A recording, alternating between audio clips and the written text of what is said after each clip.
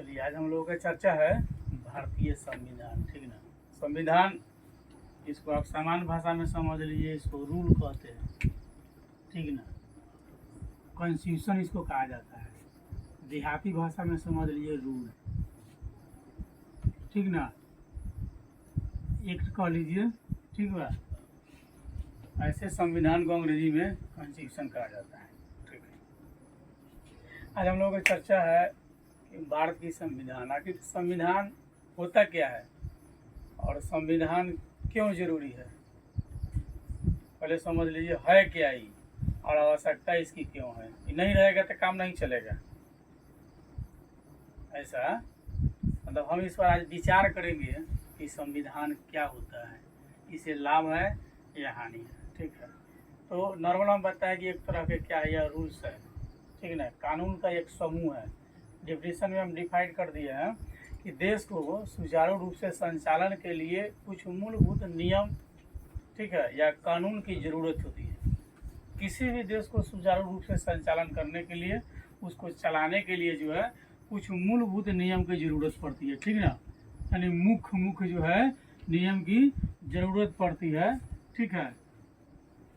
तो जिन नियमों को जो ज़रूरत पड़ती है यानी कि उस मूलभूत नियम के समूह को जो है हम क्या कहते हैं, संविधान कहते हैं।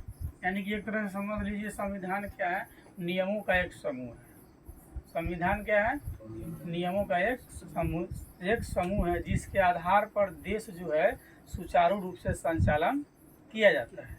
ठीक ना। देश के विभिन्न समस्याओं का निदान उसमें होगा। उसके आधार पर समस्या का निदान किया जाएगा। किसके आधार पर, संविधान के आधार पर, यानी कि उसी के आधार पर किया जाएगा। ठीक है। संविधान में विभिन्न जाति, धर्म इत्यादि की भी विभेदन किया गया है। अगर न्याय अगर की जाएगी तो जाति, धर्म इत्यादि दे करके न्याय की व्यवस्था नहीं होगी। संविधान इसकी इजाज़त देता है। ठीक है। तो अब हम संविधान पर मूल रूप से विशेष चर्चा करेंगे, आखिर है क्या, इसकी ज़रूरत क्यों है। ठीक है। हम सभी लोग प्रतिदिन स्कूल में जाते हैं। ठीक है। रोज़ जाते हैं, रोज़ आते हैं, स्टडी करते हैं वहाँ पर। ठीक है।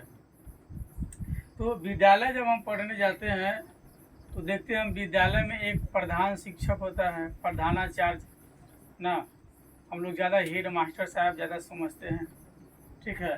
तो हेड मास्टर साहब होते हैं। उसके बाद कई जो है अध्यापक और अध्यापिका होती है। नहीं, इसको हम लोग अगर विद्यालय में जाते हैं, कहाँ जाते हैं, स्कूल में जाते हैं। ठीक ना। यहाँ पर कई सारे जो है शिक्षक होंगे। सबसे पहले तो होंगे हेड मास्टर साहब ना, या प्रिंसिपल साहब होते हैं।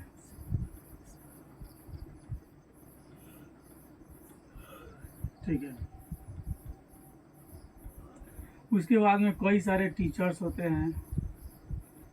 ठीक है। टीचर्स माने लेडीज स्टाफ और जेंट्स, यानी कि शिक्षक और शिक्षिका दोनों हो गए। ठीक है। उसके बाद में बहुत सारे चिल्ड्रेन होते हैं, बच्चे भी जाते हैं। इस सब की जिम्मेदारी जो है शिक्षक, बच्चे, स्कूल को किस हिसाब से संचालन करना है, जिम्मेदारी हेड मास्टर व प्रिंसिपल के ऊपर डिपेंड करता है। ये विद्यालय किस तरह से चलेगा, यह जो है कि प्रधानाध्यापक इसका डिसाइड करेंगे कि कब चलना है, कब बंद करना है, किस क्लास में, यानी किस शिक्षक को भेजना है, कौन सी सब्जेक्ट आज होगी, कौन सी सब्जेक्ट नहीं होगी, विद्यालय कब बंद, मतलब सारी जवाबदेही उसी की है। ठीक है, जो हेड मास्टर है। तो हम रोज़ जब विद्यालय में जाते हैं तो वहाँ पर देखते हैं कई सारे अध्यापक अध्यापिकाएँ स्टडी कराते हैं। सब लोग अलग अलग विषय के होते हैं। कोई हिंदी का है, कोई अंग्रेजी का है, कोई संस्कृत का है, कोई मैथ का है, कोई साइंस का है, अलग अलग। ठीक है। मैथ वाले सर जी संस्कृत नहीं पढ़ाएंगे, संस्कृत वाले सर जी मैथ नहीं पढ़ाएंगे। सबके लिए अपना अलग अलग फंडामेंटल है। तो हम लोग जब ऐसा जाते हैं और देखते हैं तो साधारणतः इस पर कभी विचार इत्यादि नहीं करते हैं। लेकिन किसी भी विद्यालय को जो है सुचारू रूप से संचालन करने के लिए, सुनिश्चित तौर तरीक़ा से संचालन करने के लिए कुछ कायदे कानून की ज़रूरत पड़ती है। ठीक है, किस चीज़ की ज़रूरत पड़ती है? कुछ कायदे कानून की। तो हम देख रहे हैं कि विद्यालय को संचालन करने के लिए कुछ कायदे कानून की ज़रूरत पड़ती है। ठीक ना, कौन सी की ज़रूरत पड़ती है? कुछ कायदा कानून। ठीक है, बिना कायदा कानून के विद्यालय का संचालन नहीं होगा। ठीक है, तो इसमें कुछ कायदे कानून की हमको ज़रूरत पड़ जाती है। जैसे वो कौन सी कायदे कानून है? बच्चों के विद्यालय में नामांकन के लिए एक निश्चित उम्र होगा। ठीक है, निश्चित उम्र होगा, उससे पहले बच्चा का एडमिशन नहीं हो सकता। जैसे अगर 1 क्लास में आपको बच्चों का एडमिशन कराना है तो उसका उम्र होना चाहिए कितना? 6 वर्ष का। ठीक है, आप उसके यहाँ ले जाइएगा कि नहीं हमारा बच्चा 3 वर्ष का है, आप एंट्री कर दीजिए, करेगा? नहीं करेगा। ठीक है, तो समय सीमा भी है उसका कि 6 वर्ष से सरकार कहती है कि नहीं 6 वर्ष से 14 वर्ष का बच्चा जो है फ्री ऑफ कॉस्ट स्टडी करेगा, तो उसका उम्र है, समय होगा। विद्यालय 10 बजे से खुलता है, आप वहाँ पहुँच जाइए 6 बजे, नहीं एकदम लाठी लेके तैनात रहिए, अभी तक हेड मास्टर कहाँ नहीं पहुँचा, हम आ गए, हमको जाना है। 6 बजे विद्यालय खुलेगा भाई? नहीं ना खुलेगा। तो एंट्री के लिए आपका उम्र है।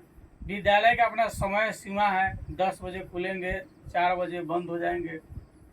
ठीक है, आप न 10 बजे से पहले जाकर के कार्यक्रम कर सकते हैं, न 4 बजे के बाद जाकर के। और 8 बजे रात को पहुंचिए, खोजिए हेड मास्टर साहब कहाँ हैं, मिलेंगे वो? नहीं मिलेंगे भाई। ठीक है, यानी कि स्कूल का कायदा कानून है, उसके हिसाब से ही आपको जाना पड़ेगा। ठीक है ना। तो अब आगे चलते हैं। तो बच्चों को एडमिशन के लिए उम्र समय का होना जरूरी है। हर एक कक्षा में एक निश्चित पाठ्यक्रम होना जरूरी है। हर कक्षा में मान लें कि हिंदी का कक्षा है तो हिंदी वाले सर आना चाहिए, मैथ की कक्षा है तो मैथ वाले सर आना, मतलब सबका अपना अपना पाठ्यक्रम होगा। प्रत्येक विषय के लिए अलग अलग योग्य शिक्षक और शिक्षिकाओं की आवश्यकता होगी। विद्यालय को सुचारू रूप से संचालन करने के लिए, देखरेख करने के लिए, उसके रूल्स को मतलब कि मैनेजमेंट करने के लिए प्रधान शिक्षक, जिसको प्रधानाध्यापक कहते हैं। ठीक है, और यानी कि पूरे विद्यालय को सुचारू रूप से संचालन करने के लिए हम देख रहे हैं कि जिम्मेदारी किसकी है? तो प्रधान शिक्षक की है ना। किसकी जिम्मेदारी है? प्रधान शिक्षक की। इसको आप कह लीजिए प्रधान शिक्षक। ठीक है, या आप इसको कह सकते हैं प्रधानाध्यापक।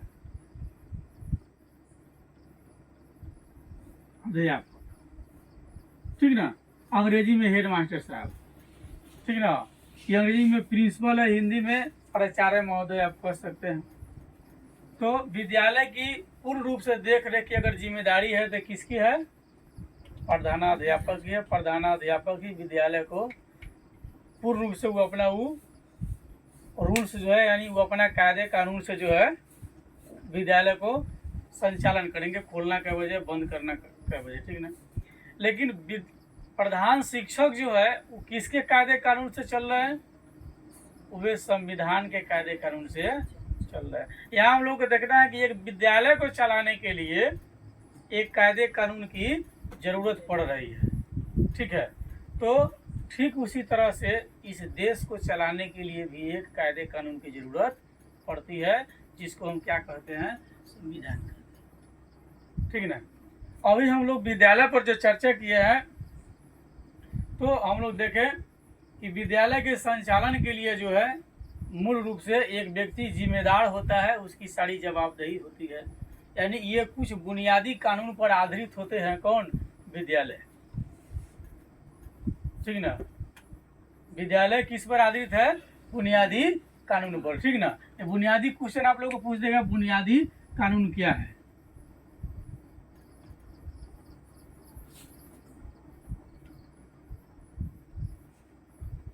ठीक ना, बुनियादी कानून पर ही आधारित होते हैं। कौन? विद्यालय के कार्यक्रम। और विद्यालय किसके आधार पर? हेडमास्टर साहब किसके आधार पर कार्य करते हैं? तो वे काम करते हैं संविधान के आधार पर। संविधान में जो विद्यालय संचालन की प्रवृत्ति है, जो रूल्स है, उसके हिसाब से जो है हेडमास्टर साहब संचालन करते हैं। ठीक है, इस बुनियादी कानून को हम ध्यान में रखकर कई सारे नियम को भी प्रतिपादन करेंगे, बनाएंगे और संचालन करेंगे। जैसे शिक्षा का अधिकार अधिनियम 2009। ठीक है, शिक्षा का अधिकार अधिनियम कब? 2009, याद रखिएगा। शिक्षा का अधिकार अधिनियम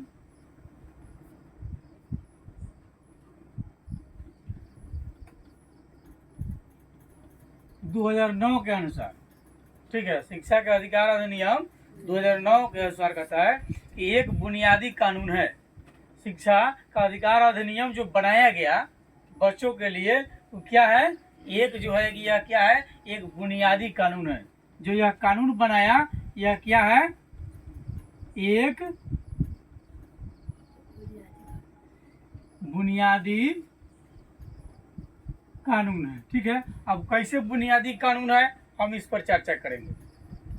तो ये कानून इस प्रकार से है कि इसके आधार पर, यानी कि शिक्षा के अधिकार अधिनियम 2009, ठीक है, के आधार पर जो है विद्यालय में कई सारे नियम बनाए गए। जैसे 0 से 6 वर्ष के लड़के लड़कियों को किसी भी विद्यालय में प्रवेश देने से मना नहीं किया जा सकता है।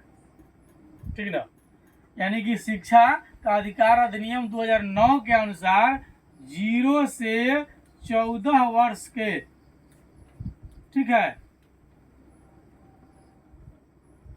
बच्चे को, मतलब कि बच्चा और बच्ची यानी कि लड़का लड़की जो भी हो, बच्चे को किसी भी विद्यालय में जो है जाने से आप मना नहीं कर सकते।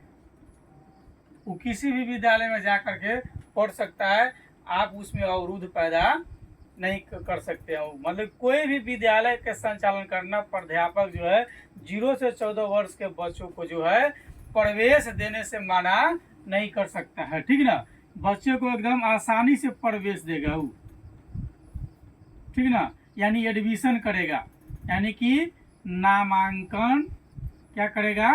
नामांकन करेगा, यानी कि 0 से 14 वर्ष के बच्चों को प्रवेश यानी कि देगा।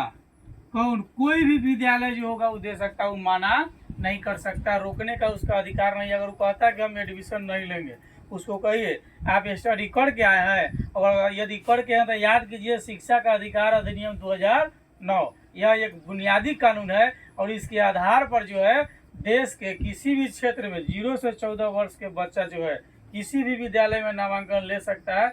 आप उसके प्रवेश पर रोक नहीं लगा सकते हैं, ये आपका अधिकार नहीं है। ठीक है, प्रत्येक 3 किलोमीटर के दायरे में जो है कक्षा 8 तक की पढ़ाई होगी। ठीक है, प्रत्येक क्षेत्र में, ठीक है, प्रत्येक जो है प्रत्येक 3 किलोमीटर की दायरा में जो है आपको कक्षा 8 तक पढ़ाई होगी। कक्षा 8 तक पढ़ाई होगी प्रत्येक 3 किलोमीटर की दायरा में। प्रत्येक 3 किलोमीटर के रेंज जो है कक्षा 8 तक की विद्यालय होगी, यानी कि कौन स्कूल होगी? मध्य विद्यालय होगी। नहीं, कक्षा 8 के संचालन के लिए क्या चाहिए? मध्य विद्यालय चाहिए। ठीक ना, प्रत्येक 3 किलोमीटर के दायरे में जो है आपको मध्य विद्यालय चाहिए। ये कब रूल्स बना? शिक्षा का अधिकार अधिनियम 2009 में एक बुनियादी कानून बना, जिसमें ये कहा गया कि 0 से 14 वर्ष के बच्चे को प्रवेश जो है देने से कोई विद्यालय उसको नहीं रोकेगा, उसको अवरोध पैदा नहीं करेगा। वह किसी भी विद्यालय में अपना नामांकन ले सकता है, उसकी अपनी इच्छा है। ठीक ना, आप शिवर का बच्चा, आपका इरादा हमको सीतामढ़ी पढ़ना, पढ़ सकते हैं, आपको कोई नहीं रोक सकता। आपको सीतामढ़ी रहने में सुविधा है, पढ़िए, कौन रोकता है आपको भाई? ठीक है, उसके बाद प्रत्येक 3 किलोमीटर की दायरा में कक्षा 8 तक की पढ़ाई होगी। ये कब नियम पारित किया गया? शिक्षा का अधिकार अधिनियम 2009 में जो बुनियादी कानून बना। ठीक है। उसके बाद है कि 1 से 5 तक के विद्यालय में छात्र शिक्षा का अनुपात जो है 30 जो है अनुपात 1 होना चाहिए। एक कक्षा पहली से लेकर के कक्षा पहली से 5 तक यानी कि पहला से 5वां तक जो है बच्चा और शिक्षक का अनुपात, बच्चा और शिक्षक का अनुपात कितना होगा? 1:30। यानी कहने का मतलब है 30, यानी कि एक शिक्षक पर 30 विद्यार्थी होंगे। ठीक ना। शिक्षक कितने होंगे? 1। ठीक ना। और छात्र कितने होंगे? 30। एक शिक्षक जो है 30 बच्चों को पढ़ाएंगे। 30 बच्चे पर एक शिक्षक होना अनिवार्य है। ठीक है। यह कब लागू किया गया? शिक्षा का अधिकार अधिनियम 2009 में जब बुनियादी कानून बनाया गया। उसमें हम लोगों ने देखा कि जो बुनियादी कानून जो बनाया गया उसमें यह पारित किया गया कि 0 से 14 वर्ष के बच्चा जो है किसी भी विद्यालय में जाकर के प्रवेश जो है ले सकता है। प्रवेश देने से कोई शिक्षक उसको मना नहीं करेगा। प्रत्येक 3 किलोमीटर की दायरा में कक्षा 8 तक की पढ़ाई होगी। ठीक है। यानी मध्य विद्यालय होंगे। कक्षा 1 से 5 तक बच्चों को ठीक है पढ़ाने के लिए बच्चा और शिक्षक का अनुपात जो है 1:30 होगा। यानी कि एक शिक्षक होंगे और 30 विद्यार्थी होंगे। यानी कि प्रत्येक 30 विद्यार्थी पर एक शिक्षक की जरूरी है। ठीक है। इस हिसाब से विद्यालय की संचालन हो सकेगा। ठीक ना। तो हम लोग जो चर्चा कर रहे हैं तो इस सोचने की बात है कि एक विद्यालय को चलाने के लिए इतने सारे नियम की जरूरत पड़ती है। एक विद्यालय को चलाने के लिए जो है शिक्षा का अधिकार अधिनियम 2009 में एक बुनियादी कानून बना दिया गया। कहा गया कि 0 से 14 वर्ष के बच्चों को प्रवेश से कोई माना नहीं करेगा। वो अपनी इच्छा से प्रवेश ले सकता है। प्रत्येक 3 किलोमीटर की दायरे में कक्षा 8 तक की पढ़ाई होगी। यानी मध्य विद्यालय होगा। ठीक है। प्रत्येक 30 छात्रों पर जो है एक शिक्षक की व्यवस्था होगी। विद्यालय पूर्ण रूप से जो है शीतकालीन का समय अवधि थोड़ा अलग होगा, नहीं ग्रीष्मकालीन का थोड़ा अलग होगा। ग्रीष्मकालीन समय में 10 से 4 तक विद्यालय के संचालन का कार्यक्रम होता है। यानी विद्यालय को संचालन के लिए इतने सारे नियम की जरूरत पड़ती है। ठीक उसी तरह से जो है देश को संचालन के लिए कुछ मूलभूत नियम की जरूरत पड़ती है। और उस मूलभूत नियम के समूह जो होता है उसको हम लोग क्या कहते हैं? संविधान कहते हैं। जिसको देश का नागरिक और सरकार दोनों जो है मानेगा। ठीक ना। यानी कि देश के नागरिक और सरकार दोनों संविधान के दायरा में ही रहेंगे। संविधान जो कहता है, ऐसा नहीं कि आप कुर्सी पर बैठ गए तो आप पावरफुल हो गए, आप गलती कीजिए तो आपको सजा नहीं मिलेगा। नहीं, आप भी गलती कीजिएगा तो आपको भी सजा मिलेगा। नागरिक भी गलती करेगा तो नागरिक को भी सजा मिलेगा। यानी संविधान की बात जो है सरकार और नागरिक दोनों मानेगा। ठीक है। संविधान की बात सरकार और नागरिक दोनों के लिए मान होगा। संविधान की बात जो संविधान में वर्णन है, यानी कि संविधान क्या है? कानूनों का एक समूह है, रूल्स का समूह है। नहीं, किसका समूह है? नियम यानी कानून का क्या है? एक समूह है जिसको हम संविधान कहते हैं। और देश को सुचारू रूप से संचालन करने के लिए इसकी जरूरत है। और इसको जो है सरकार भी मानेगी, देश का नागरिक भी मानेगा। ठीक है। नहीं मानता है तो इसके विरुद्ध में बहुत सारा अलग अपना बात है। हालांकि मानना सबके लिए जरूरी है। ठीक है। अब हम आगे चलते हैं कि यहाँ तक हम लोग देख लिए कि संविधान हमारे लिए क्यों जरूरी है। एक छोटी सी विद्यालय के संचालन के लिए कई सारे कानून बनाए गए हैं, तब वह सुचारू रूप से संचालन करता है। तो फिर देश को चलाने के लिए, देश तो इतनी बड़ी है, ठीक है, इसके संचालन के लिए कई सारे नियम की जरूरत पड़ेगी। ठीक है। तो अब भारत की संविधान की बात हम करते हैं। तो भारतीय संविधान अंग्रेजी हुकूमत के खिलाफ लंबे संघर्ष और अन्य देश के संविधान के अनुभव का एक नतीजा है। हमारा संविधान जो है लंबे संघर्ष के बाद जो है बना है। भारत के संविधान के निर्माण में जो है बहुत संघर्ष करना पड़ा। ठीक ना। यानी कि भारतीय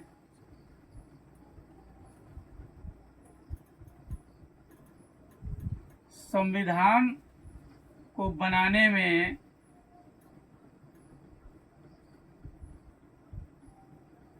लंबे संघर्ष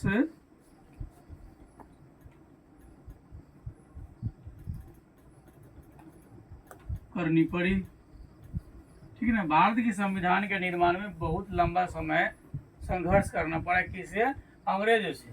ऐसे कहा जाता है कि भारत, अगर गणतंत्र की बात किया जाए तो दुनिया में प्रथम देश था जो भारत है जहाँ गणतंत्र था, यानी लोगों का शासन था। लेकिन अभी ऐतिहासिक अनुसार से जो है कि सबसे बड़ा अगर पुराना लोकतंत्र अगर कहा जाता है तो वो अमेरिका को कहा जाता है।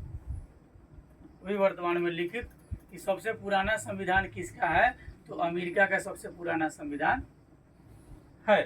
ठीक है, तो भारतीय संविधान को बनाने में लंबे संघर्ष करनी पड़ी लोगों को। ठीक है, और यह जो है कई देशों के संविधान के अनुभव का नतीजा, कई देशों के संविधान को देख करके उसके अनुभव से जो है भारत का संविधान बनाया गया। यहाँ अलग अलग समूह, जाति, अलग अलग क्षेत्र के जानकार लोग, अनुभवी लोग जो है ने जो सोच विचार किया, उसी का परिणाम भारत का संविधान बना। यानी कि भारत के संविधान बनाने में अच्छे जानकार लोग, अच्छे ज्ञानवान लोग, अच्छे विचारक, अच्छे शुभचिंतक लोगों का समावेश है भारतीय संविधान में। भारत के संविधान जो है बनाने में कोई नॉर्मल, मतलब कि नॉन एजुकेटेड लोगों का योगदान नहीं है, अच्छे खासे लोगों का योगदान है जो खूब बढ़िया से पढ़े, एजुकेटेड थे, ज्ञानी थे, समझदार थे, अच्छे विचारक थे। उन लोगों का परिणाम भारत का क्या है? संविधान है। उन्होंने अपने सोच विचार से, बहुत सोच समझ करके भारत की संविधान की रचना की है। ठीक है, आगे हम ये सोच देखते हैं कि भारतीय संविधान जो है हमको केवल यही नहीं बताता है कि देश की शासन व्यवस्था क्या होगी। ठीक है, हम किस तरह के समाज का निर्माण करना चाहते हैं, समाज किन आदर्श की रक्षा करेगी, हम जिस रूल्स को बनाना चाहते हैं समाज के लोग उसको रहने देगा या नहीं रहने देगा, समाज में रहने के लोग, समाज में जो रहने वाले जो लोग हैं कौन कौन से लोग हैं, कौन कौन रहेंगे, कौन कौन नहीं रहेंगे, समाज के किन किन लोगों को कौन से अधिकार प्राप्त होना चाहिए। ठीक है, और कई सारे तर्क जो है होते हैं। ठीक है, जैसे समाज में अल्पसंख्यक है तो उसके लिए कुछ छूट की सुविधा दी जाती है। ठीक है ना, सबसे ज़्यादा हमारे लिए अहम बात है कि उन अधिकार की रक्षा कैसे होना चाहिए जिससे हमारा समाज जो है बहुत आगे बढ़े, समाज हमारा आगे बढ़े, समाज हमारा सुव्यवस्थित रहे, आपसी भेदभाव नहीं हो। सबसे ज़्यादा हमको इस बात को ध्यान देने की ज़रूरत है। यानी कि सबसे ज़्यादा ज़रूरत है कि समाज के किसी भी व्यक्ति को नुकसान नहीं हो, जो कमज़ोर है उसको विशेष सहायता मिलनी चाहिए। ठीक है, अब जैसे मान लीजिए एक एग्जाम्पल से हम समझते हैं कि जैसे हम लोग शिवहर जिला में रहते हैं, तो हम लोग जब शिवहर जिला में रहते हैं तो यहाँ पर रहने वाले सभी लोग शांतिपूर्ण तरीक़ा से रहे, हमेशा चाहेंगे कोई आपस में झगड़ा कला तकरार नहीं करे, ज़रूरत पड़ने पर एक दूसरे का सहयोग भी हम करेंगे। ठीक है, यदि शिवहर के रहने वाले लोगों में किसी तरह की आपसी मतभेद होती है, ठीक है, झगड़ा झंझट हो जाता है, तो उसका हल किसी निर्धारित प्रक्रिया के माध्यम से निकाला जाए। ठीक है, उनके झगड़े को हल करने का कोई खास तरीका होना चाहिए और सभी लोगों को उसकी योग्यता के अनुसार, जिस क्षेत्र में लोग रह रहा है, समस्या होती है तो उसकी निदान होनी चाहिए और लोगों को योग्यता के अनुसार उसको काम मिलना चाहिए। क्योंकि लोग बेरोजगार भी नहीं रहे, लोग जितना कार्य करेगा उतनी उसकी अर्थव्यवस्था ठीक ठाक तरीक़ा से रहेगी। अर्थव्यवस्था जितना बढ़िया रहेगा, लोग का जीवन यापन में किसी तरह की परेशानी नहीं होगी। ठीक है, तो श्रमिक वर्ग जो जिस लायक मजदूर है, पढ़ा लिखा है वो अपने हिसाब से मजदूरी करेगा, न पढ़ा लिखा है वो शारीरिक परिश्रम करेगा, जो पढ़ा लिखा है वो मानसिक करेगा। ठीक है, तो कई क्षेत्र के जो परिश्रमिक है उन लोगों को भी रोजगार मिलनी चाहिए। ठीक है, अब जिस क्षेत्र में हम रहते हैं उस क्षेत्र में अगर किसी तरह के विवाद होती है तो हम लोग क्या करेंगे, उसके भी संवैधानिक दायरा है। पहले तो क्षेत्रीय स्तर पर जो है पंच सरपंच होंगे। अगर झगड़ा विवाद होता है इसका निदान कौन करेगा, सबसे पहले हम ग्रामीण स्तर पर उसको सुलझाने की कोशिश करेंगे। तो ग्रामीण स्तर पर हमारे यहाँ कौन होते हैं, पंच और सरपंच। उसके मार्फत से यदि हमारी विवाद नहीं सुलझता है, सबसे पहले पकड़ लेंगे पंच को ना, और उसके बाद पकड़ लेंगे सरपंच को। ये दोनों को मिला करके हम विवाद को सुलझाने की कोशिश करेंगे। अगर यहाँ से नहीं सुलझता है तो हमारी विवाद आगे बढ़ेगी, तो इसके बाद चली जाएगी कहाँ, थानेदार साहब के यहाँ। कहाँ चल जाएगा, थाना में, ठीक ना। थाना का मतलब था ना, ठीक ना। थाना का मतलब था ना। आप कन्फ्यूज हो जाइएगी है कथी। जैसे रात जब चोरी हुई उसमें जयप्रकाश मौजूद था, ठीक है। अब थाना पूछेगा उसे मौजूद था ना, अभी हाँ कि न, कहेगा था ना, कहेगा नहीं, था ना, तो क्या बोलेगा, नहीं। तो दरवाजे गया लिखो थाना, ये बोल रहा है थाना, ठीक है। यानी सकारात्मक भी साबित कर देगा। फिर कहेगा था नहीं, नहीं अरे नहीं था, मतलब कन्फ्यूज खुद हो जाएगा। यहाँ जाते जाते ना मुद्दा सुलझेगा नहीं और उलझ जाएगा।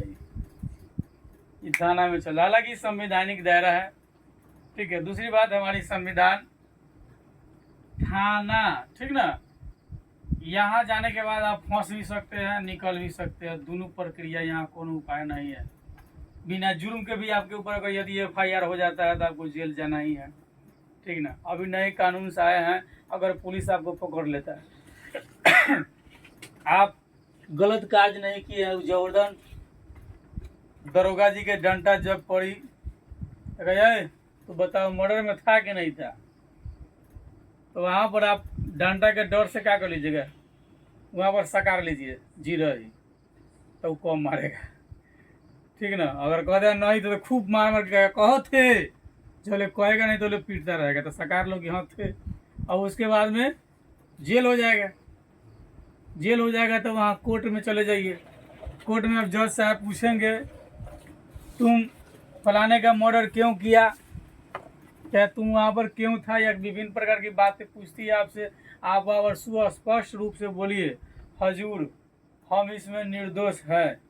तो फिर इस पर कैसे लिखा है कि हम मौजूद थे, तो हम डर से लिख दिए हैं, हमसे ज़बरदस्ती बुलवाया गया कि कहो कि हम थे, इसलिए हम वहाँ पर डर से ज़बरदस्ती बोल दिए कि हम थे, लेकिन हम नहीं थे, ठीक है। तो वहाँ से आपको जो है राहत मिलेगी, तब बाहर आइएगा। ये काम है पुलिस का। अच्छा खासा आदमी को देखिएगा, पुलिस के देखते उसका हालत खराब हो जाता है। पुलिस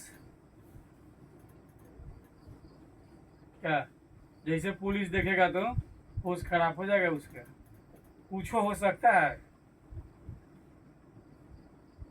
क्या।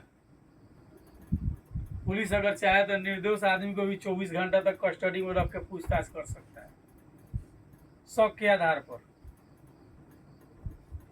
और आप उसमें कुछ नहीं कर सकते क्या। जब सिपाही डी के डंडा जब पड़ेगा न, अच्छा खासा लोग बक देगा क्या हो।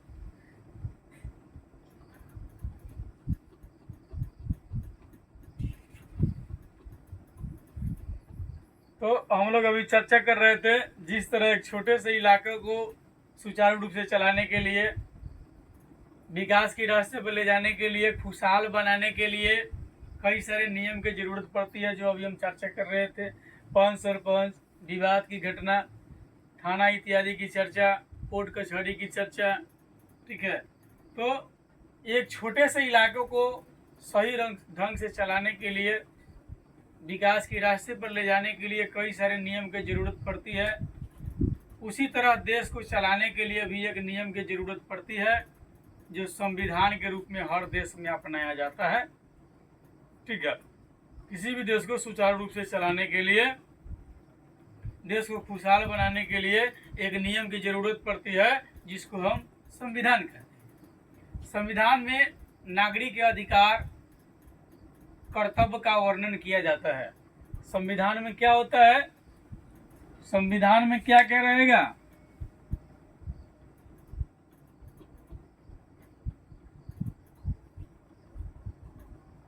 नागरिक का अधिकार होगा, ठीक है, और क्या होगा, कर्तव्य क्या होगा, इसकी जो है चर्चा होती है संविधान में। प्रत्येक नागरिक का अधिकार क्या है, उसका कर्तव्य क्या है, ठीक है।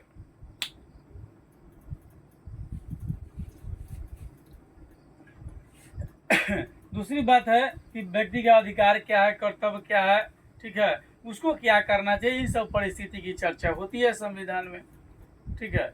और आगे देखते हैं तो संविधान जो हमारा है, यह कानून का एक संग्रह ही नहीं है, बल्कि समाज के राजनीतिक पहलू को भी बताता है, और बल्कि लोग दैनिक जीवन के क्रियाकलाप को भी कहीं ना कहीं प्रभावित भी करता है। इसमें संविधान सरकार को जनहित में कार्य करने की दिशा देता है।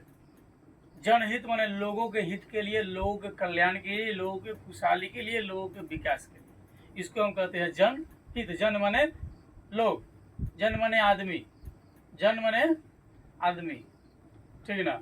अपने क्षेत्र में ना, उत्तर बिहार के क्षेत्र में अधिकतम जन माने समझता है मजदूर। पता है, जनवा के खाना दे आओ ना, जनवा आया है कि नहीं, कार्य करना जाओ, जनवा को अढ़ा के चलाओ, मतलब कह के चलाओ, कह अढ़ाओ ना तो कह, ठीक है। जबकि जन माने होता है आदमी होता है, ठीक होता है। सरकार संवैधानिक रूप से जनहित का कार्य करती है। जनहित माने लोगों के हित के लिए, लोगों की खुशहाली के लिए, लोगों को विकास के लिए कार्य करती है, जिसमें सभी लोगों को खास तौर पर समाज के पिछड़े और कमजोर वर्ग का विकास हो सके।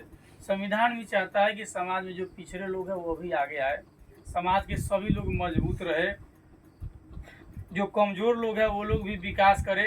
अनुसूचित जाति और जनजाति के बच्चों के लिए छात्रवृत्ति योजना की व्यवस्था भी की गई है। जो अनुसूचित जाति है, ठीक है, और पिछड़े वर्ग के जो बच्चे हैं उसके लिए छात्रवृत्ति योजना है। जैसे बच्चे को प्रत्येक गवर्नमेंट स्कूल से ये छात्रवृत्ति मिलती है, ठीक है।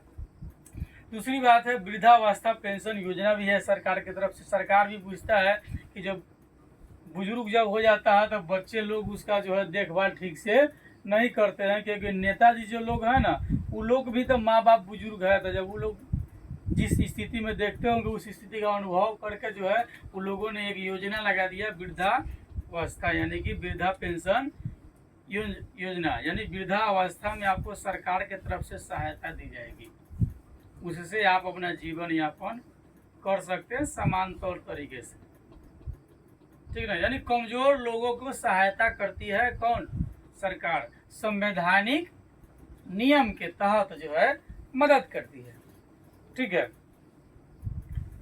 उसके बाद हमारे समाज में कई सारे घटनाएं इत्यादि भी घटती है जिसमें संविधान एक्शन लेता है। जैसे दहेज के लिए विवाहिता को जला देना। यदि दहेज के लिए किसी नई नवेली दुल्हन को जला दिया जाता है तो संवैधानिक रूप से जलाने वाले लोगों को सजा होती है। दहेज के लिए किसी ने क्या किया, गर्दन दबा के मार दिया तो उसके लिए संवैधानिक सजा होती है।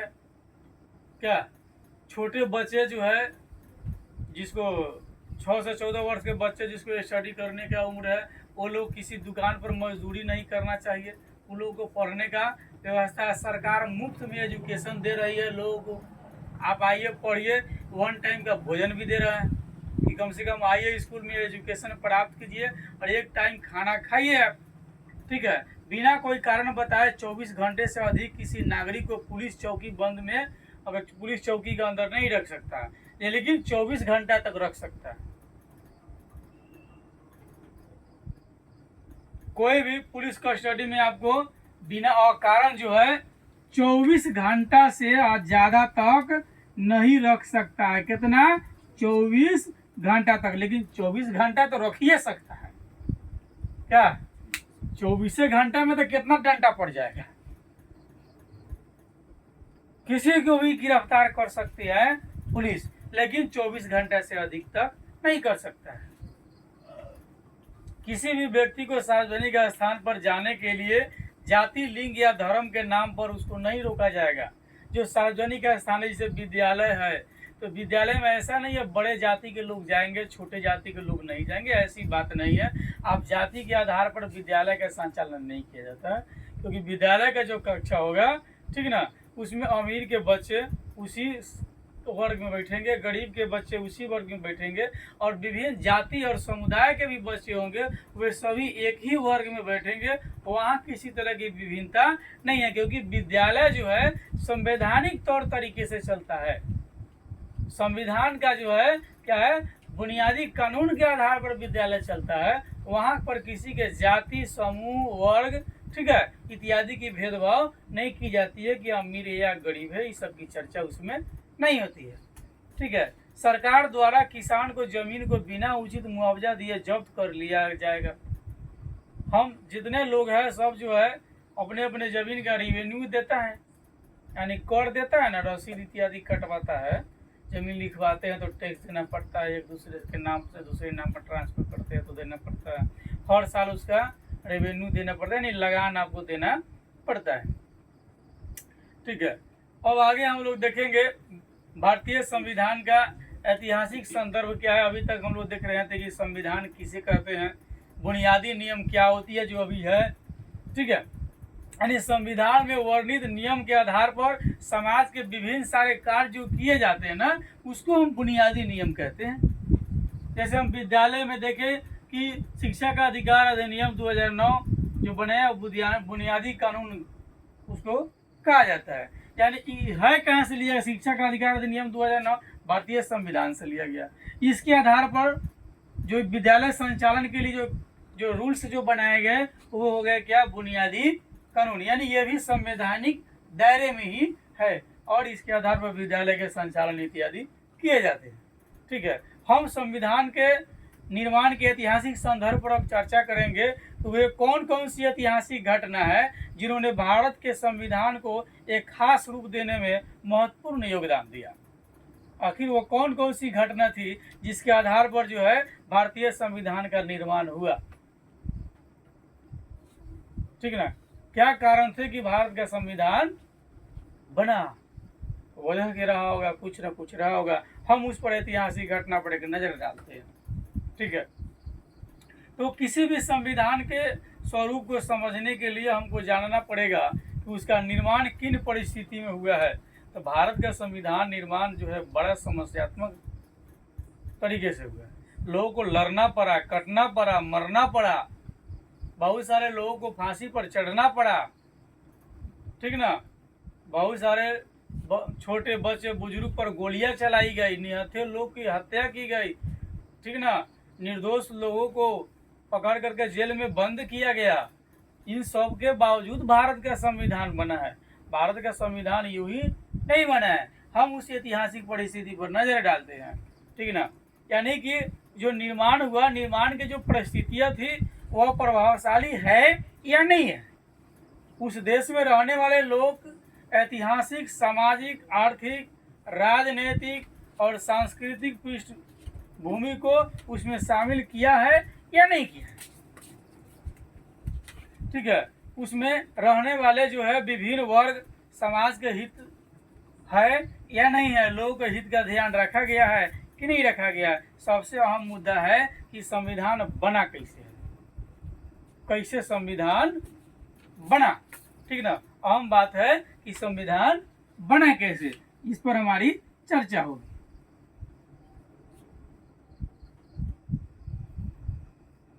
संविधान बना कैसे, ठीक है, ये मुख्य अब चर्चा का विषय है। तो हम लोग देखेंगे संविधान बड़ा कष्ट से बना है भारत का।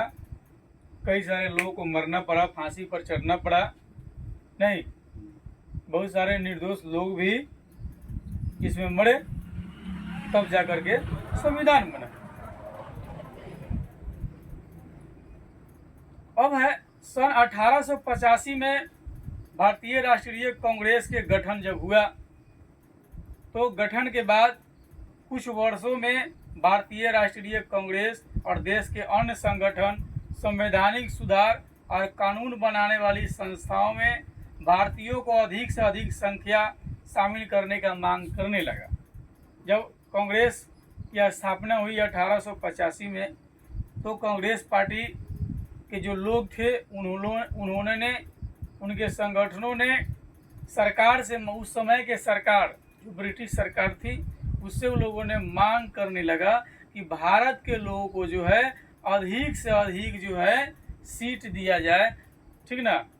भारत के लोग जो है कानून बनाने वाली, जो कानून सुधार करने वाली जो संस्था है, उसमें भारत के अधिक से अधिक लोग को शामिल किया जाए। कांग्रेस के नेता अंग्रेजी सरकार की भारत के बारे में जो है बनाई जो जा रही थी, अंग्रेजी सरकार जो भारत के बारे में जो नीति बना रहे थे, ठीक है, तो कांग्रेस के जो नेता थे उसकी आलोचना करते थे कि नहीं, ये चीज़ ठीक नहीं है, ये गलत है। और आमतौर पर यह सवाल हमेशा उठाते रहते थे। कौन? कांग्रेस के जो नेता थे, कि अंग्रेजी सरकार जो भारत के शासन कर रही है भारत में, तो भारत के पक्ष में उसका निर्णय नहीं है, वो जो नीति जो बना रही है वह गलत है। अंग्रेज सरकार ने जो अधिकार अपने देश इंग्लैंड के नागरिक को दिया है, वही अधिकार भारत के नागरिक को क्यों नहीं देती है? अंग्रेज सरकार जो है अपने यहाँ रह रहे नागरिक को, यानी अंग्रेज सरकार कहाँ के थे? ब्रिटेन के। तो लोग कहते थे कि अंग्रेज सरकार जो अपने अधिकार इंग्लैंड के नागरिक को दे रखा है, वह अधिकार भारत के नागरिक को क्यों नहीं देता है? जैसे वोट देने का अधिकार, चुनाव लड़ने का अधिकार, अपनी इच्छा अनुसार व्यवसाय करने का अधिकार। यानी कि उस समय लोग, भारत के लोग, सभी लोग वोट नहीं दे सकते थे, सभी लोग चुनाव नहीं लड़ सकते थे, लोग अपनी इच्छा अनुसार कोई बिजनेस नहीं कर सकते थे। तो ये कांग्रेस की सरकार जो गठन हुई जब कांग्रेस पार्टी की, तो उन्होंने सरकार से इस सब चीज़ की मांग रखी कि आप जिस तरह इंग्लैंड के नागरिक को अधिकार दिए हैं, वो भारत के नागरिक को भी दीजिए। भारत के नागरिक को भी सभी लोगों को वोट देने का अधिकार दीजिए, चुनाव लड़ने का अधिकार दीजिए, अपनी इच्छा अनुसार व्यवसाय करने का अधिकार दीजिए आप, ठीक ना। इत्यादि मुद्दा जो है कौन उठा रहा था? कांग्रेस पार्टी। कांग्रेस पार्टी की गठन कब हुआ? 1885 में।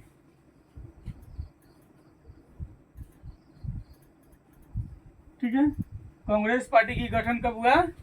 1885 में।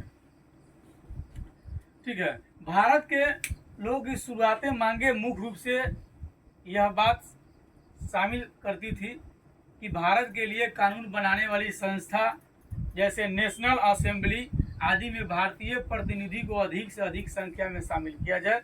इसमें भारत के प्रतिनिधि अगर होंगे, ठीक है, तो भारत के यदि प्रतिनिधि होंगे, जो उसकी नेशनल असेंबली है, नेशनल असेंबली में जब भारत के प्रतिनिधि होंगे तो ये लोग भारत के पक्ष में कानून बनाएंगे। ठीक है, दूसरी बात कहा कि भारत के न्यायाधीश को यह अधिकार दिया जाए कि यूरोप में और अन्य देश के नागरिक जो है उसके खिलाफ मुकदमा वो सुने। भारत के न्यायाधीश को, भारत के जजों को यह अधिकार दिया जाए कि अन्य देश की मुकदमा जो है उसको वह भी सुने। कौन? भारत के जज। पहले केवल था कि सभी की मुकदमा की सुनवाई कौन करता था? तो इंग्लैंड की जज। वो अपने हिसाब से जिसको जो फैसला दे दिया, आप उसमें कुछ बोल भी नहीं सकते। जैसे वर्तमान में भी अभी जो जज सब होते हैं जो न्यायालय में, अगर वे कुछ फैसला देते हैं तो आप उसके विरुद्ध में वहाँ कुछ बोल भी नहीं सकते। अगर कह दे कि फांसी होगा तो फिर हो गया। तो उस समय भी ऐसा ही बात था। तो कांग्रेस पार्टी की जो थी वो कहे कि नहीं, भारत के जज को भी यह अधिकार दीजिए कि वे भी इंग्लैंड के नागरिकों की मुकदमा को सुन सकते हैं। अगर इंग्लैंड के कोई व्यक्ति गलती करता है तो भारत के जज भी जो फैसला सुनाएंगे वह भी मान्य होगा उसके लिए, और भारत के लिए तो वे है ही। इसी बीच कई सारी घटनाएं घटी, ठीक ना, और संविधान की मांग जो है तेज हो गया। इस बीच घटना घटी जैसे 1885 में कांग्रेस की स्थापना हुई। 13 अप्रैल 1913 को जालियांवाला बाग हत्याकांड हुई, जिसे हम लोग पूर्व काल में चर्चा किए थे। जालियांवाला बाग हत्याकांड अमृतसर में घटी। पंजाब के अमृतसर में जो है कि लोग बैठे हुए थे और समान रूप से जो है वे लोग क्या कर रहे थे, मीटिंग कर रहे थे। उसमें कोई उद्दंडता का भाव नहीं था, लेकिन जनरल और डायर ने जो है लोगों को चारों तरफ से पुलिस द्वारा घेरवा कर एकाएक जो आदेश दिया फायर, और उसमें कई सारे लोगों को मार दिए। बहुत सारे लोग तो कुआं में छलांग लगा लगा करके जो है कि अपना प्राण का त्याग कर दिया। कुछ लोग भागदौड़ में हुए इसलिए मर गए। उसके बाद अगली घटना थी, अंग्रेजी सरकार जो है भारतीय किसान को नील की खेती के लिए मजबूर कर रहे थे, और नील की सही दाम भी नहीं दे रहे थे, और 3 कट्ठिया खेती का प्रचलन था। प्रति 20 कट्ठे में 3 कट्ठा आपको नील की खेती करनी है, और नील की खेती से जो है खेत क्या हो जाता था, बंजर हो जाता था, और नील का सही दाम भी नहीं मिलता था। इसका असर धीरे धीरे कम तब हुआ जब जर्मनी में जो है नील जो है बनाया जाने लगा। कृत्रिम तरीके से जब नील उत्पादन होने लगा, तब नील की खेती जो है थोड़ा थोड़ा स्लो हुआ, और कई सारे आंदोलनकारियों ने जो है, मुख्य रूप से गांधी जी बिहार में आए थे राजकुमार शुक्ल के आमंत्रण पर, ठीक है, और तब उन्होंने बिहार के किसानों के पक्ष में कार्य किया, कई सारे आंदोलन किए, और इस सब इत्यादि को जो है खत्म कर दिया।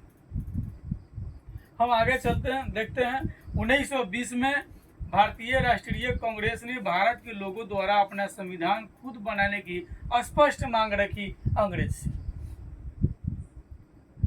ठीक है। असहयोग आंदोलन जब हुआ गांधी जी के द्वारा, तो 1920 में भारतीय राष्ट्रीय कांग्रेस ने भारत के लोगों द्वारा अपना संविधान खुद बनाने की मांग स्पष्ट रूप से रखा कि भारत के लोग खुद अपना संविधान बनाएंगे। 1928 में मोतीलाल नेहरू और कांग्रेस के 8 अन्य नेताओं ने भारत के संविधान की एक नई रूपरेखा तैयार की, ठीक है।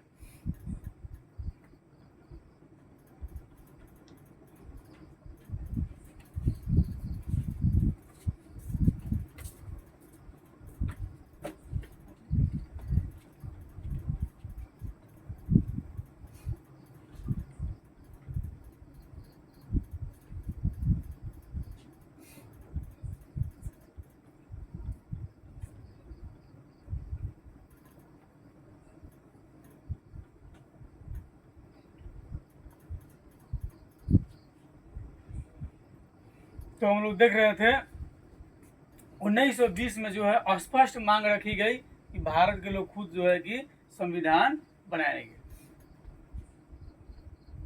1920 में स्पष्ट मांग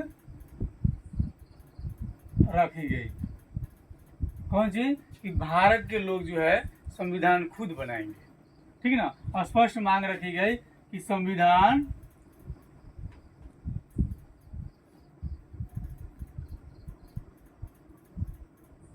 खुद बनाए, स्पष्ट रूप से रखा गया। कब, सबसे पहले 1920 में,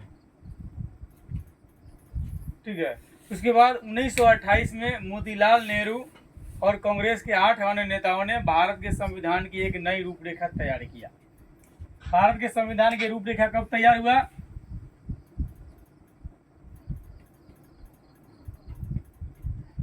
संविधान की नई रूपरेखा 1928 में तैयार हुई। कौन तैयार की है,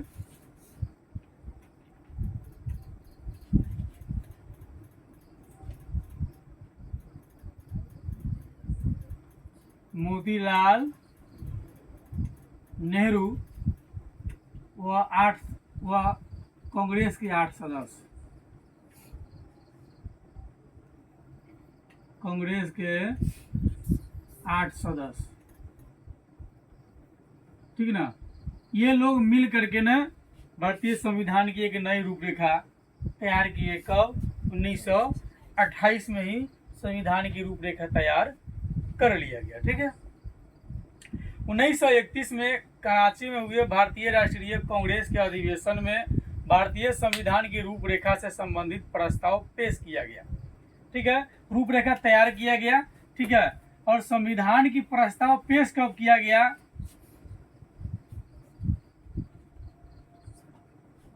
संविधान की प्रस्ताव पेश कब किया गया? तो 1931 में, जो पिछले हिस्ट्री में हम लोग पढ़े थे कि 1931 में रावी नदी के तट पर जो है मोतीलाल नेहरू, सुभाष चंद्र बोस ने मिल करके जो है तिरंगा झंडा को फहराया और वो घोषणा किया था कि भारत जो है बहुत जल्द आज़ाद है। 1 महीने के टाइम दिया था कि अगले 1 माह में जो है 26 जनवरी को जो है भारत आज़ाद हो जाएगा। ठीक है, तो संविधान की प्रस्ताव पेश कब हुआ? 1931 में इस संविधान का पेश की हो गया। इन दोनों प्रस्ताव के कुछ बुनियादी मूल का समावेश भी किया गया। इसमें जब पेश किया गया तो इसमें बहुत सारे बुनियादी नियम जो थे उसको इसमें शामिल किया गया जो समाज के हित में था। ठीक है, जैसे सार्वभौमिक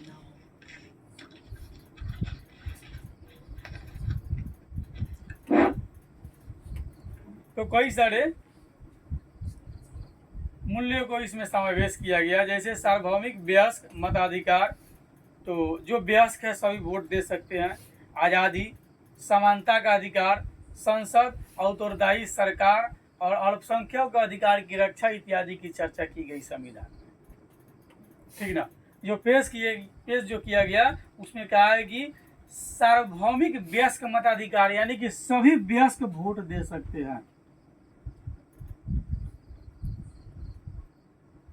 जितना वयस्क लोग हैं वो सब लोग क्या कर सकते हैं?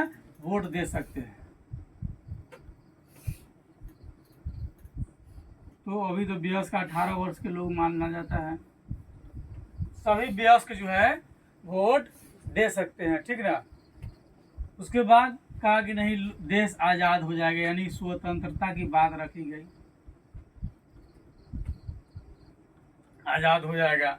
ठीक है, उसके बाद समानता का अधिकार कहा कि नहीं सभी लोग जो है समान अधिकार में रहेंगे। समानता का अधिकार यानी समाज के सभी लोग को समान अधिकार होगा, छोटा बड़ा कोई नहीं होगा। ठीक है, और संसदीय और उत्तरदायी सरकार एवं अल्पसंख्यकों के अधिकार की बात की गई।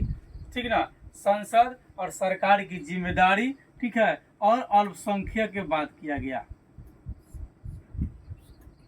अल्पसंख्यक मतलब जो संख्या में कम है, कमजोर वर्ग है, उसको अल्पसंख्यक कहा जाता है। ठीक है, 1934 में एक स्वतंत्र संविधान सभा की मांग की गई फिर। ठीक है, उसके बाद में 1934 में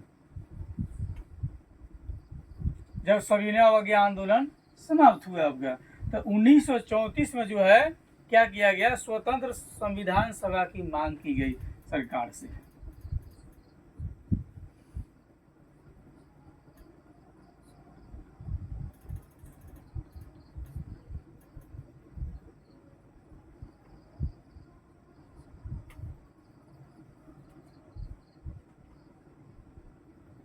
स्वतंत्र संविधान सभा की मांग की गई। ठीक है, जो द्वितीय विश्व युद्ध के दौरान और ज़्यादा तेज हो गया। अंततः दिसंबर 1946 में संविधान सभा का गठन किया गया। ठीक ना, संविधान सभा का गठन कब किया गया? दिसंबर 1946 में संविधान सभा का गठन हो गया।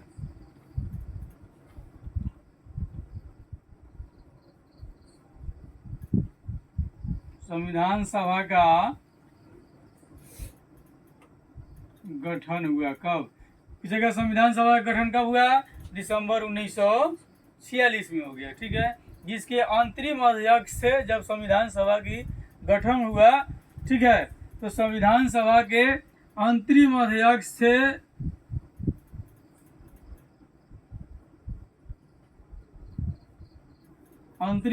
से डॉक्टर सचिदानंद सिंह।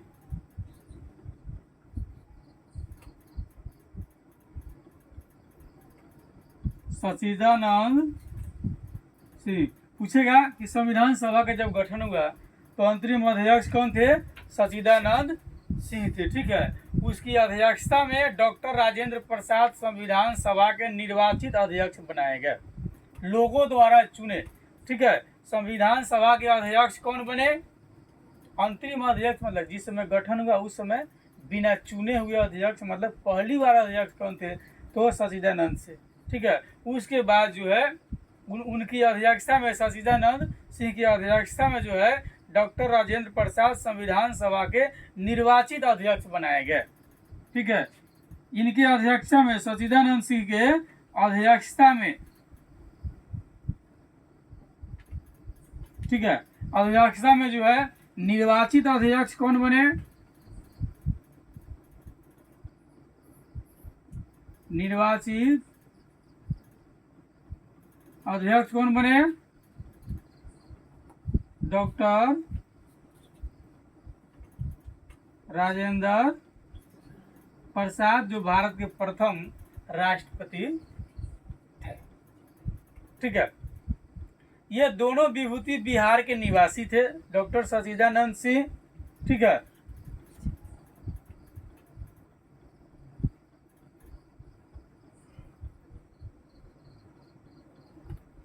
डॉक्टर सचिदानंद सिंह और डॉक्टर राजेंद्र प्रसाद दोनों कहाँ के थे?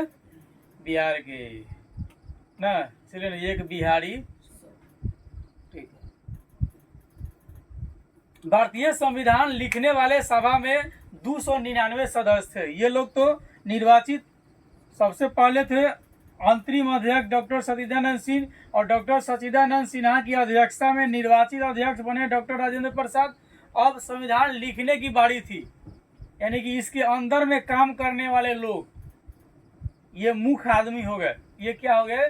मुख्य आदमी हो गए, जैसे विद्यालय में हेड मास्टर साहब और उसके नीचे शिक्षक, उस तरह से ये हो गया निर्वाचित अध्यक्ष कौन? डॉक्टर राजेंद्र प्रसाद। ठीक है, उसके अलावा भारतीय संविधान जो लिखने वाली सभा में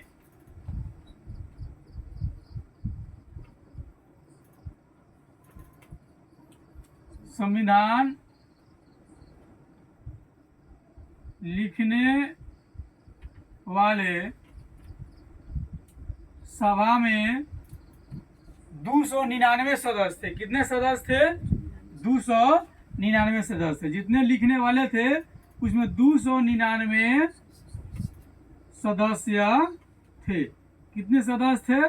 299 सदस्य थे। ठीक ना, उस 299 सदस्यों में, ठीक ना, उस प्रारूप समिति का, यानी कि एक ड्राफ्टिंग कमेटी कह लीजिए, ठीक है, उसका अध्यक्ष लिखने वाले यानी डॉक्टर राजेंद्र प्रसाद के अंदर ये अध्यक्ष हो गए। इसके नीचे जो लिखने वाले लोग थे कितने? 299। ये समझाने वाले लोग थे और लिखने वाले लोग कितने? 299। इनमें से एक यानी कि ड्राफ्टिंग कमेटी के अध्यक्ष कौन थे? यानी कि कह लीजिए प्रारूप समिति के अध्यक्ष थे डॉक्टर भीमराव अंबेडकर। इन 299 में से, ठीक है, एक प्रारूप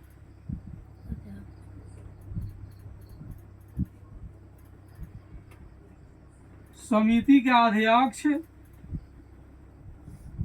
कौन थे? डॉक्टर भीमराव अंबेडकर। अब कह के बताओ संविधान कौन लिखा?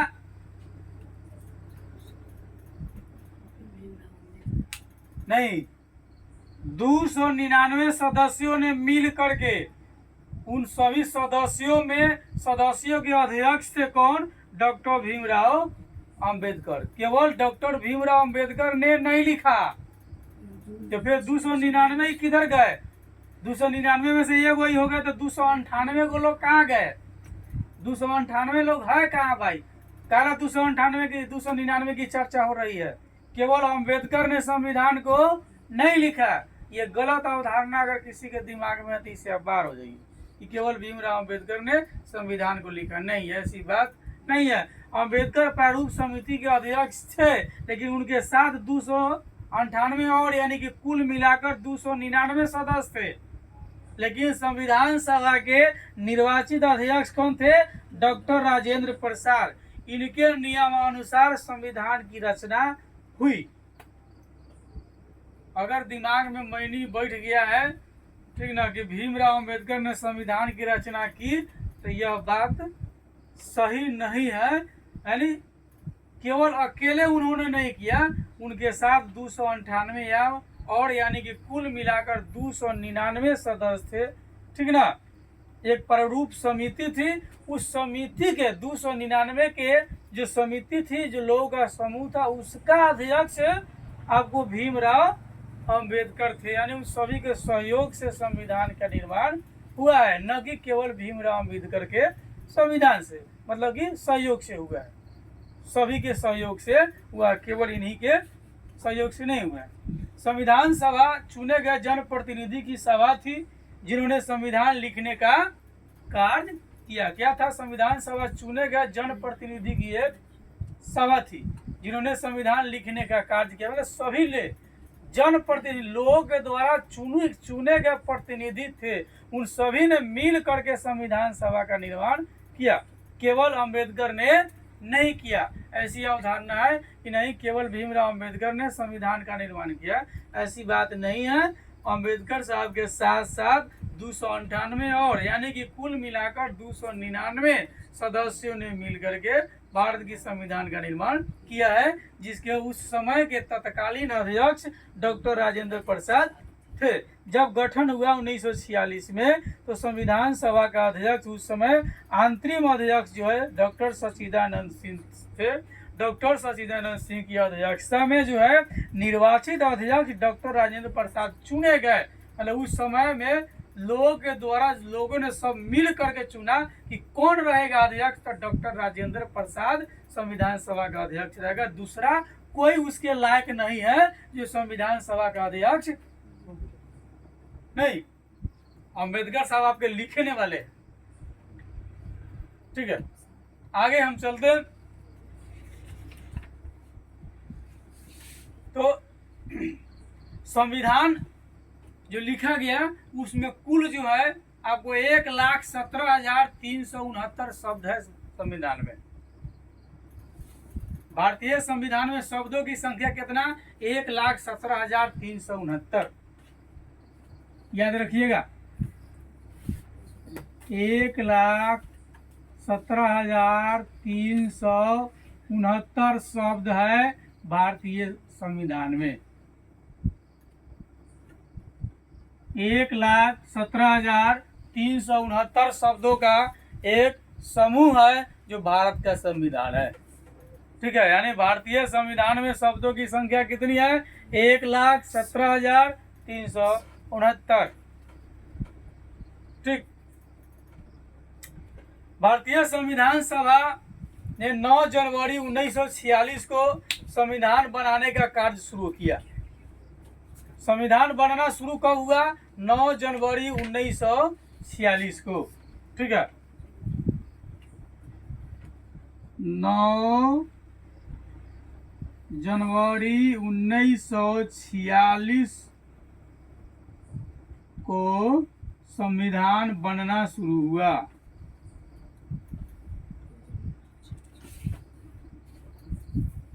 संविधान बनना शुरू हुआ कब? 9 जनवरी 1946 को, ठीक है। और पूर्ण रूप से बनकर कब तैयार हुआ? 26 नवंबर 1949 को, ठीक है। पूर्ण रूप से बन करके तैयार कब हुआ? 26 नवंबर 1949 को जो है पूर्ण रूप से बनकर तैयार हो गया, ठीक है। 26 नवंबर 1949 को पूर्ण रूप से बनकर के तैयार हो गया और 26 जनवरी 1950 को संविधान लागू किया गया। भारत में संविधान लागू कब किया गया? 26 जनवरी 1950 को भारत में संविधान लागू कर दिया गया, ठीक है।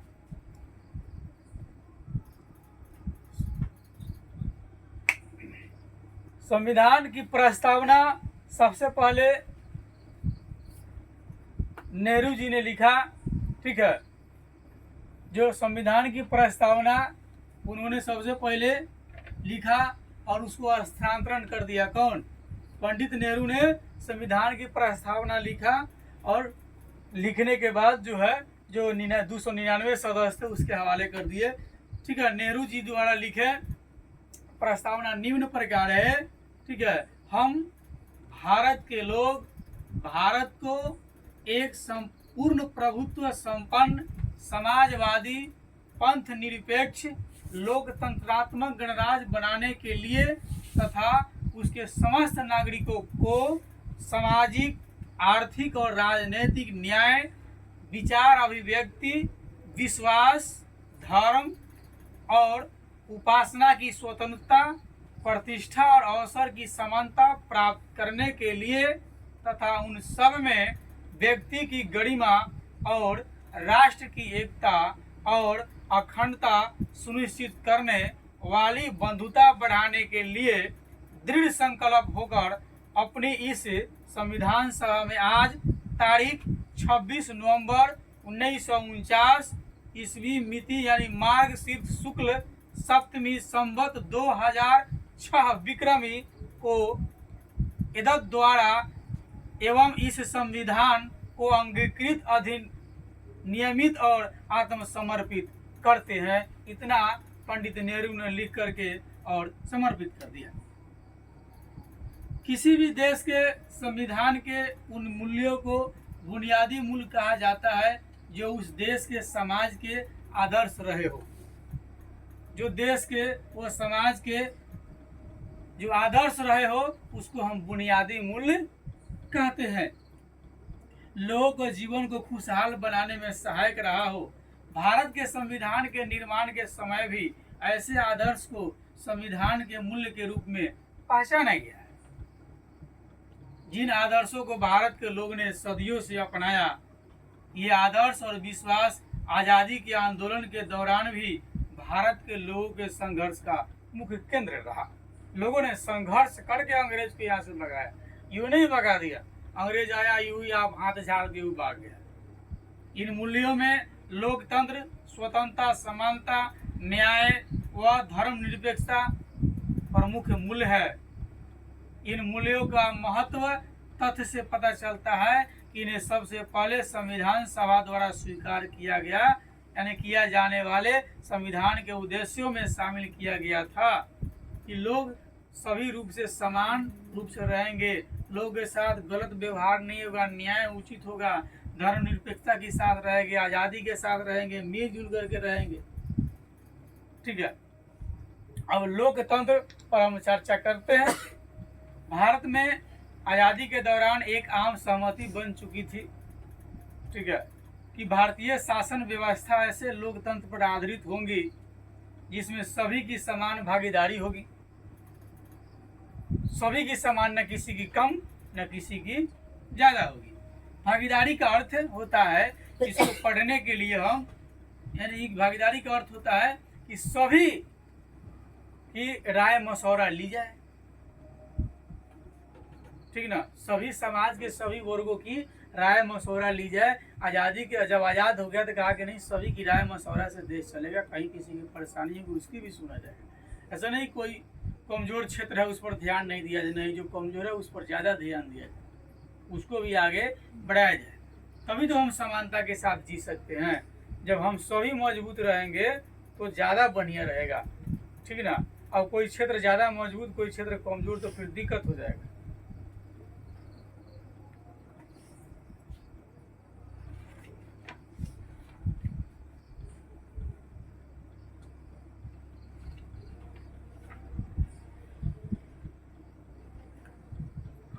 ये आज़ादी की हम बात कर रहे थे। आज़ादी के बाद लोग जो है अपने हिसाब से प्रतिनिधि का चुनाव करें नहीं, और प्रतिनिधि उनकी जो है ठीक से देख रेख करें। जैसे एक विचार हम व्यक्त करते हैं कि अगर हम प्रतिनिधि को चुनते हैं तो प्रतिनिधि हमारी हित की रक्षा कर पाता है कि नहीं कर पाता है, हमारी जो ज़रूरत है उसकी पूरा कर पाता है या नहीं कर पाता है।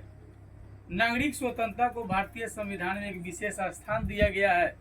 यदि हम किसी प्रतिनिधि को चुनते हैं और प्रतिनिधि हमारी हित की रक्षा करने में सक्षम नहीं है तो फिर अगले चुनाव में हम प्रतिनिधि को हटा सकते हैं, या तत्काल भी अगर चाहे तो उसका भी कुछ रूल्स है जिसको हम हटा सकते हैं। जैसे इंदिरा गांधी 1976 में आपातकालीन की जब घोषणा की, 77 से पूर्व आपातकाल की जब घोषणा की, तो जेपी ने जो आंदोलन चलाया था, जयप्रकाश नारायण ने जो आंदोलन चलाया, उन्होंने आंदोलन चला करके, और जब उनके आंदोलन का परिणाम ही था, यानी जेपी साहब ने आंदोलन चलाकर लोगों को जागरूक कर दिया, और उसके आंदोलन का परिणाम ही था कि भारत में जो है 1977 में पहली बार गैर कांग्रेसी सरकार का गठन हुआ। 1977 में पहली बार भारतीय जनता पार्टी की सरकार बनी। अब क्वेश्चन पूछा के बताइए, अभी जो बीजेपी है, बीजेपी की पहली बार सरकार कब बनी? बीजेपी की पहली सरकार कब बनी? नहीं मालूम? अरे बकरी चरावना।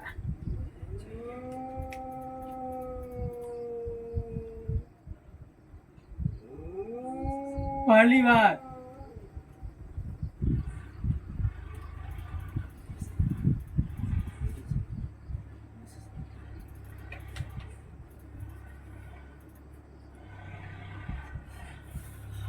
जनता पार्टी की सरकार बनी।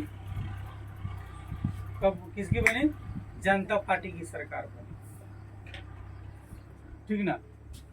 इसको हम भारतीय जनता पार्टी कह लेते हैं। समानता की समझ पर भारतीय समाज में जाति बड़ा है, छोटा है, बाबू साहब है, छोटे जात है मायने नहीं रखता है, लिंग मायने नहीं रखता है, स्त्री है कि पुरुष है, धनी है कि गरीब है, ये सब पर नज़र रख करके, और आज़ादी के दौरान लोगों ने बहुत सारे कैस है, सब कुछ लोगों ने चाहा कि सबको मिटा देना चाहिए समाज में। ऐसा नहीं होना चाहिए। भारतीय राष्ट्रीय कांग्रेस द्वारा 25 पैसे वार्षिक चंदा लेकर के सभी को सदस्यता देना और सार्वभौमिक व्यस्त मताधिकार की मांग करना समानता की तरफ उठाए जाने वाले सबसे महत्वपूर्ण कदम थे। उस समय सरकार सभी लोग से 25 पैसा चंदा लेकर के और समानता का अधिकार उठाया।